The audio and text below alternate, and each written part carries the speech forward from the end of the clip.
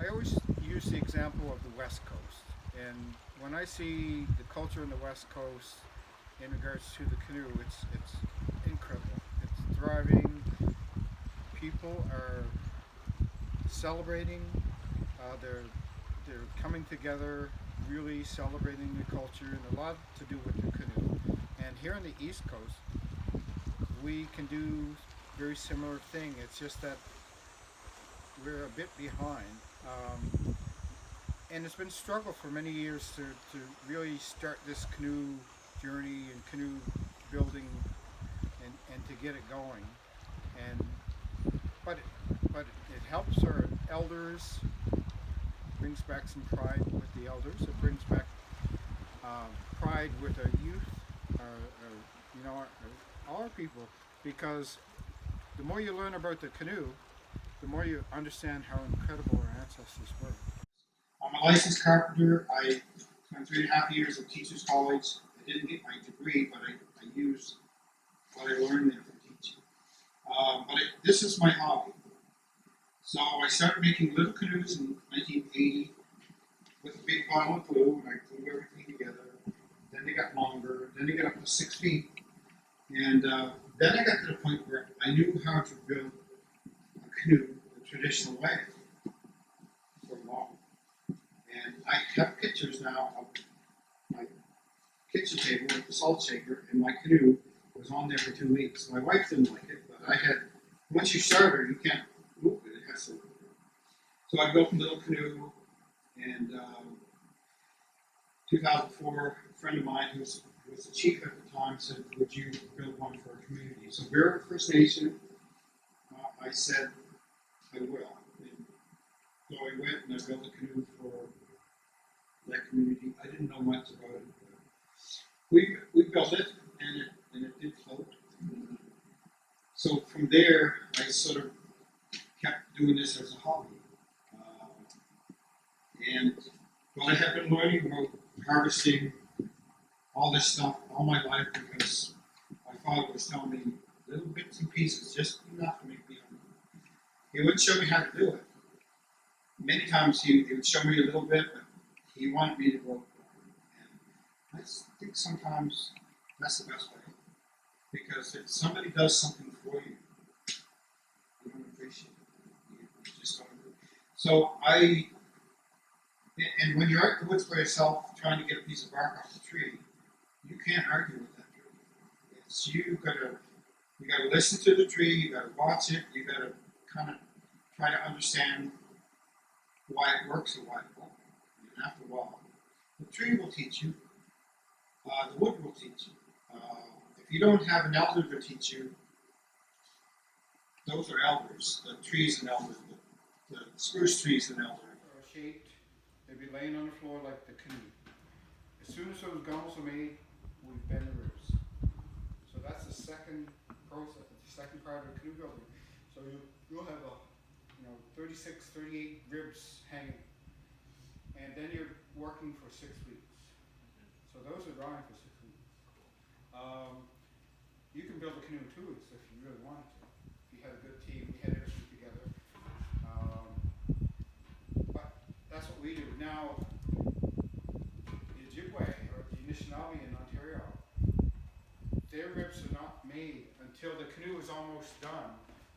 They'll actually steam it, bring the rib in here and shove it in. So the ribs are sticking up.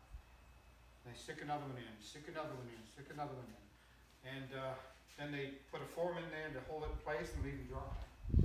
Then they'll take them off, cut them, and put them back in.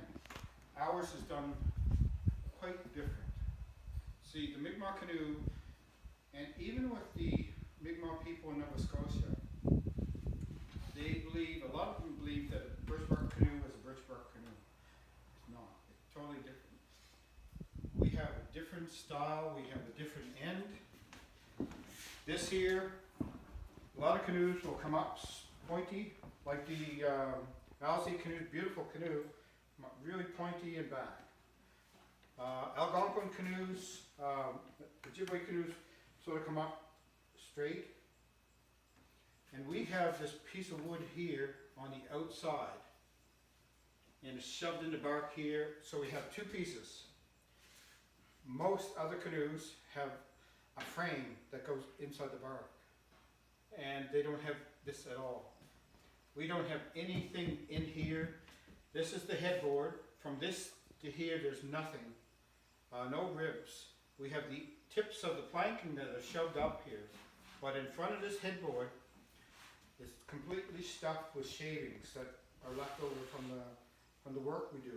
We stuff it all full, and that gives it the strength that it needs, because there's no wood up here, no rib up here. So the shavings. Now some people use moss. Years ago they used moss, but so our canoes is quite different. The ends are different. One gunnel compared to two gunnels. Ribs are done differently. A lot of our canoes have what we call tumble home. They don't come straight, or they don't come this way. They go out and around. And when it's curved back in, we call that tumble home. So if you have a canoe on the side of your canoe, it's this side is straight. If you tip over, water can come in. But if that canoe is curved like this, you tip over, it's going to keep a lot more water out. So that's what our ancestors did. And for them to know that, they weren't just people living in the woods. They were people who knew the woods, the water. They knew it all, and pretty amazing. So now we have this route. That canoe there, if you look here, this is all lashed here, all lashed here, and under this black stuff is sewn as well. This is spruce root. When I got the forest and harvest spruce root, we have some here, but I have some over here as well. Is it spruce because it's bendy? Let's sort of pass this and pass it on. Well, what I know, and what I've read is that traditionally in this area, our ancestors used spruce. But over the years, I realized why, because spruce is stronger. So I use black spruce. Now this has been soaking for a week. If you soak it in the water for a week, the bark comes off very good. If you want to take the bark off right away, you have to boil it. So I have a boiler. Boil it for an hour, and you can peel the bark away. A lot of times there's little roots off you have to cut. But this here will come off very easy. Now, great grandfather used to always keep his wood in the water. When you're not using the wood, you put it in the water. And what happens is once wood dries out, it gets very hard, very hard. So you want it wet. And some pieces, like if this root dries to the bark bone, you can't get it off, even if you boil it. So you have to keep it in the water. But the problem was, great grandfather would keep his basket with baby maple right on the beach by his work. And the dad said in the morning, he would hear great grandfather down there really early, and he was cussing. He was not happy. Come to find out what happened was in the nighttime, the beaver came across the river from the beaver's house, took his wood and put it in the house. The great grandfather had to jump in the old rope, go across, get on the beaver's house, take his wood back. There was always competition between, and I had big bundles of roots soaking behind my daughter's house, and I tied to a tree. 3 months later, I go back, and the tree was cut down by the beaver, and the rope and everything, the roots and everything was gone. So it was a relative of one that used to drive. So I'll pass this. This is a piece of the root that I use. Sometimes I get smaller, sometimes that has already been split because it was so big in the woods in order to bundle it. You can't bend it very well. So if I split it in the woods, I can bend it. And if you peel it a little bit, you can see that little peel like this. This water's pretty hot already. I didn't have to sew it down here at all. Because he didn't, and these seams here you don't sew. So he just wrapped the bark around the gunnels, and the gunnels are under here. This is the gunnel cap. The gunnels is a piece of wood inside there. that's the frame. Some of this is not the best. You can see there's knots. And right now, I get this from Fredericton. It's really difficult to get a piece of cedar clear more than 8 feet. This is what I get. Right here. This is the longest cedar I can get that's clear, and some of these have knots. So I take that and I make this. And so by boiling the wood, when you steam a piece of wood, you take it out of the steamer. You have about a minute and a half, and the steam is all gone. The steam leaves the wood. So if you don't have what you want to do in a minute and a half, you have to re-steam it. When you boil for 5 minutes or 20 minutes, whatever, you take that wood out of the hot boiling water, that wood stays wet for a long time.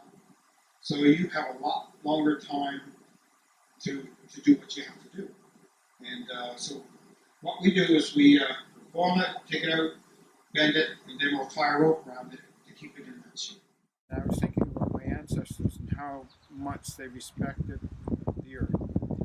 And today, our earth needs them. And I think if we can go back and think about what we did and how we harvested and how we used,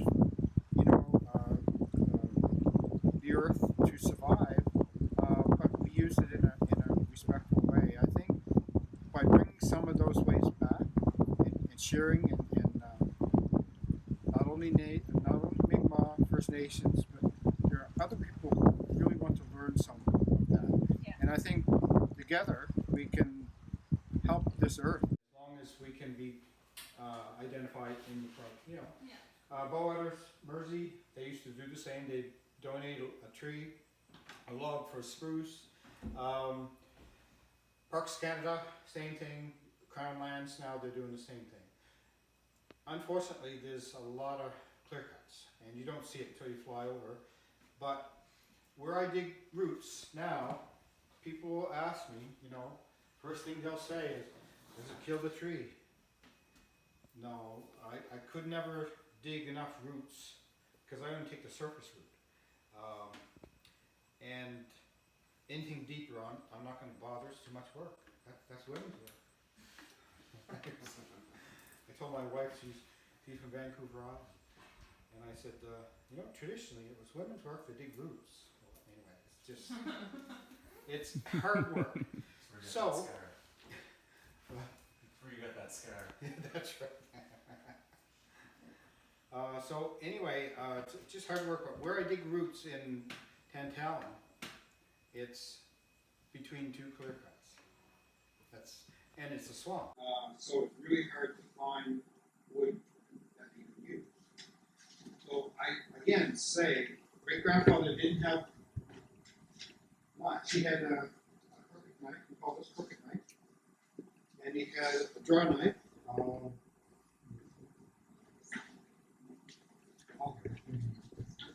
Yeah, that's a draw knife, and he would use this tool here, making paddles, everything.